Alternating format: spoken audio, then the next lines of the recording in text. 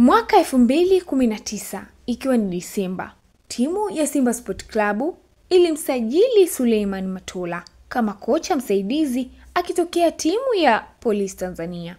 Suleiman Matola amesomeshwa na timu ya Simba Sport Club katika mafunzo ya ukocha na kufanikiwa kupata leseni A ya CAF kutoka leseni B aliyokuwa nayo mwanzoni wakati akitumikia timu ya Police Tanzania. Kwa sasa Suleiman Matola amekidhi vigezo vya CAF vya kuifundisha timu yoyote kama kocha mkuu hapa barani Afrika. Suleiman Matola kwake huu ni msimu wa 6 akitumikia timu ya Simba Sport Club kama kocha msaidizi na akiwa ametumikia chini ya makocha 9 ambao walitumikia Simba katika vipindi tofauti na kati ya hao 9 mmoja tu ndio mzao halisi wa Tanzania. Alianza kutumikia timu ya Simba Sport Club akiwa chini ya kocha Steven van der Broek, raia wa Ubelgiji, kwa msimu 1.5 tu 2019 hadi 2021. Lakini msimu wa 2021 aliumaliza akiwa na kocha mwingine anayeitwa Didier Gomes, raia wa Ufaransa, baada ya kuondoka kwa kocha Steven van der Broek ambaye alianza naye msimu wa 2019. Na msimu wa 2021-2022 kocha msaidizi wa timu ya Simba Sport Club Suleiman Matola alitumika chini ya kocha Pablo Franco, kocha anayetokea nchi ya Hispania. Msimu mpya wa 2022-2023 alitumika chini ya makocha wawili. Wa kwanza ni Zoran Mark ambaye yeye ni raia wa Serbia kama kocha mkuu. Zoran Mark yeye alitumikia Simba kwa muda wa miezi 4 tu kuanzia Juni hadi Septemba kwenye msimu wa mwaka 2022-2023. Kocha wa pili katika msimu huo ni Juma Mgunda ambaye aliingia katikati ya msimu na kumaliza msimu akiwa na nafasi nzuri katika soka la ligi kuu Tanzania bara. Msimu wa mwaka 2023-2024 Suleiman Matola alitumika kwa nusu msimu chini ya kocha Robertinho ambaye ni raia wa Brazil akitumikia kama kocha mkuu wa timu hiyo.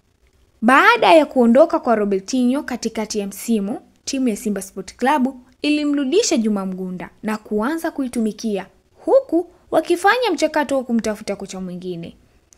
Kabla ya msimu kuisha, timu ya Simba Sport Club ilimleta kocha mwingine anayeitwa Benchika.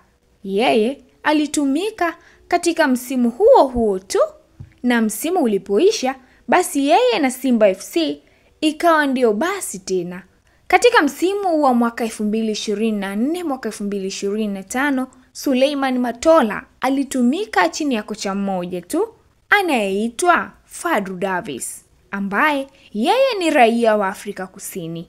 Baada ya kuondoka kwa Fadlu Davis, timu ya Simba Sport Club ilimleta kocha mwingine ambaye alichukua attention kubwa kwa wanamichezo wa hapa Tanzania kutokana na sifa alizokuwa anapewa na msemaji wa timu ya Simba Sport Club, Ahmed Ally. Huyu si mwingine ni meneja Dimitri Pantev ambaye yeye ametumika kwa mwezi mmoja tu na kuondoka katika timu ya Simba Sport Club.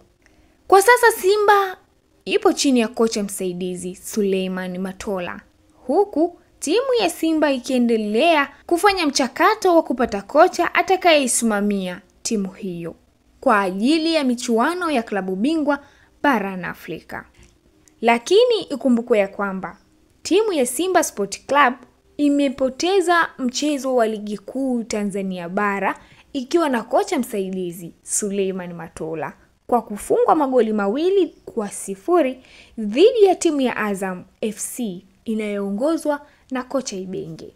Na kwa sasa mashabiki wa Simba Sport Club wamepoteza matumaini kabisa kwa timu yao na kuanza kutoa maneno kwa viongozi wakidai mabadiliko yanapaswa kuanza nje ya uwanja hadi ndani ya uwanja.